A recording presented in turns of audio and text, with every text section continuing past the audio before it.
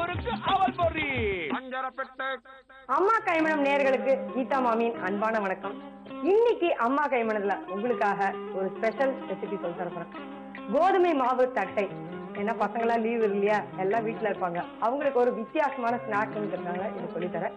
இதுக்கு தேவையான பொருட்கள் என்னன்னு பார்க்கலாம். கோதுமை மாவு, பொட்டுக்கடலை, பெருங்காயம், நெய், பச்சை மிளகாய், தேங்காய் அரைத்த விழுது, வறுத்தரைத்த உளுத்த மாவு, எள், உப்பு. இப்ப எப்படி செய்யறதுன்னு பார்க்கலாம்.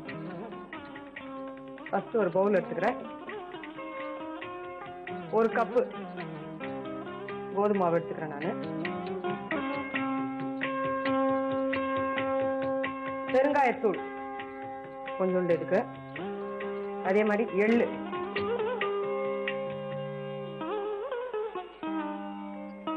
உளுத்த மாவு, அதே மாதிரி நெய், பச்சை மிளகாய், தேங்காய் அரைச்சி வச்சிருக்கேன் அந்த விழுது,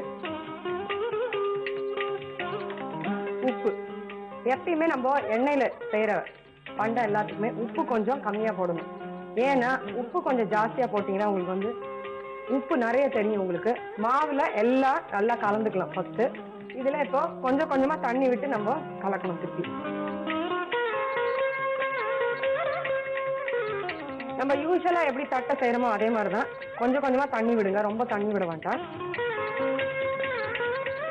இப்ப இந்த மாதிரி மாவை நல்லா பிசைஞ்சிக்கணும். கொஞ்சம் இந்த மாதிரி இருக்கும்போது லேசா தண்ணி தெளிச்சா போறோம்.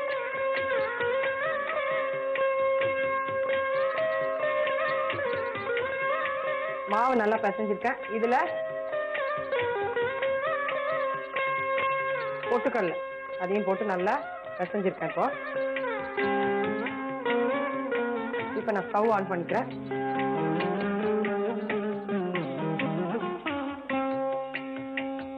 இதுல எண்ணெய்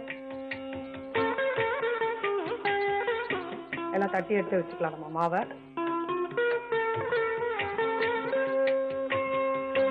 வாழை இலை இருந்ததுன்னா அதுல கூட நீங்க தட்டலாம். இப்போ இந்த மாவை நல்லா உருட்டிட்டு எப்பயும் நம்ம வீட்டுல தட்டை செய்யற மாதிரி இதை செய்யலாம். நல்லா இப்போ அடுப்ப சின்னதா வச்சுக்கிறேன். இதை நான் எண்ணெயில போட்டுருக்கேன். இப்போ இந்த மாதிரி ஒரு ஒரு தட்டையா உருட்டிட்டு மெதுவா நம்ம எண்ணெயில அப்படியே போடலாம். இது நம்ம வீட்லயே செய்யறதுனால ரொம்ப ரொம்ப உடம்புக்கு நல்லது. நம்ம வெளியில கடையில வாங்கும்போது அவங்க எந்த எண்ணெயில செய்யறாங்கன்னு தெரியாது. ரெண்டாவது நம்ம சுத்தமான ஹைஜீனிக்கா செய்யும் போது ரொம்ப ரொம்ப உடம்புக்கும் நல்லது. முக்கியமா பாத்தீங்கன்னா குழந்தைகள் இதை விரும்பி சாப்பிடுவாங்க. என்னன்னா வீட்டுல நம்ம லீவு நேரத்துல பசங்க பாத்தீங்கன்னா ரொம்ப விளையாடுவாங்க. நிறைய விளையாட்டு ஜாஸ்தியா இருக்கும். என்ன டிஃபன் இருக்கு வீட்டுலன்னு சொல்லிட்டு ஓடி வருவாங்க விளையாட்டு முடிஞ்ச உடனே. இந்த மாதிரி ஸ்நாக்ஸ் செஞ்சு கொடுத்தீங்கன்னா ரொம்ப குழந்தைகளுக்கும் ரொம்ப விரும்பி சாப்பிடுவாங்க. எண்ணெயில நல்லா காயணும். ரெண்டு பக்கமும் நல்லா வேகணும். மெயினா இந்த எண்ணெயை கொஞ்சம் இந்த மாதிரி எடுத்து மேல இப்படி விட்டீங்கன்னா கொஞ்சம் நல்லா சீக்கிரமே கொஞ்சம் பொரிஞ்சு ரொம்ப அழகா இருக்கும் பார்க்கவும். கொஞ்சம் வெந்ததுக்கு அப்புறம் திருப்பி அடுத்த பக்கம் திருப்பி விடுங்க. நல்லா இது கொஞ்சம் காயணும். காஞ்சி ரெண்டு பக்கமும் நல்லா வேகணும்.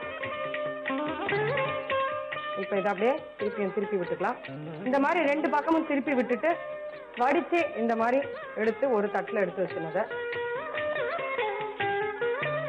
ரொம்பவும் செவக்க விடக்கூடாது. ஒரு வித்தியாசமான தட்டையா இருக்கு. இது என்னன்னா கோதுமை மாவுல நம்ம பாத்தீங்கன்னா பச்சை மிளகா, தேங்காய் எல்லாம் அரைச்சி போடுறதுனா ரொம்ப ரொம்ப சுவையா இருக்கும். நம்ம எண்ணெயில பொரிக்கும் போது பாத்தீங்கன்னா அந்த வாசனை நல்லா தெரியும் உங்களுக்கு. அந்த பச்சை மிளகாயும் தேங்காயோட வாசனை நல்லா தெரியும் உங்களுக்கு. இதுல மெயினா வந்து நம்ம எள்ளெல்லாம் சேர்த்துக்கிறதுனால உடம்புக்கும் ரொம்ப நல்லது. ஒரு வித்தியாசமான தட்டை நீங்களும் உங்க வீட்டுல செஞ்சு பார்த்து எப்படி இருக்குன்னு எங்களுக்கு சொல்லுங்க. நல்லா செவந்த உடனே நம்ம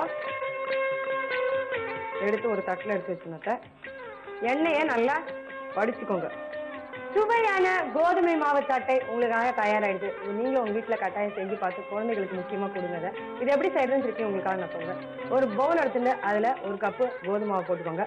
அதுல பெருங்காயம், எள்ளு, வறுத்து அரைச்ச உளுத்த மாவு அதையும் போட்டுக்கோங்க. நெய், தேங்காய், பச்சை மிளகாய் பேஸ்ட், உப்பு அதையும் போட்டுட்டு தண்ணி விட்டு கொஞ்சம் பிசைஞ்சுக்கோங்க. கடைசியா கொஞ்சம் நம்ம பொட்டுக்கடலை அதையும் போட்டு நல்லா பிசைங்க. பிசைஞ்சதுக்கு அப்புறம் ஒரு தட்டுல கொஞ்சமா எண்ணெய் விட்டுட்டு நல்லா தடவிடுங்க. தடவிட்டு தட்டைக்கு எப்படி நம்ம தட்டுறோமோ அதே மாதிரி தட்டி ஸ்டவ்ல வானையை போட்டு கொஞ்சம் எண்ணெய் விட்டுடுங்க. எண்ணெய் விட்டு நல்லா கொதிச்சதுக்கு அப்புறம் தட்டி வச்சிருக்க தட்டையை ஒண்ணுன்னா போட்டுட்டு 2 பக்கமும் திருப்பி விட்டு நல்லா வெந்ததுக்கு அப்புறம் எடுத்து ஒரு தட்டுல வச்சுட்டீங்கன்னா சுவையான கோதுமை மாவு தட்டை தயாராயிடுத்து.